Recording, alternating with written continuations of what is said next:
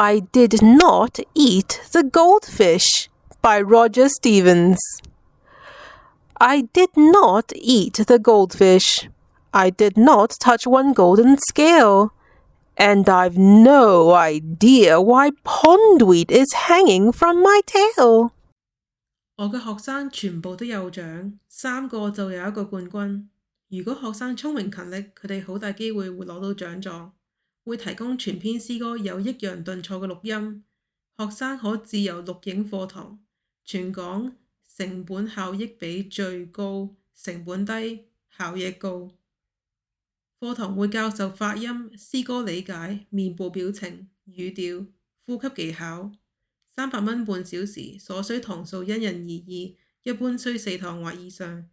有興趣請 email speechfestivalpoemexpert@gmail.com。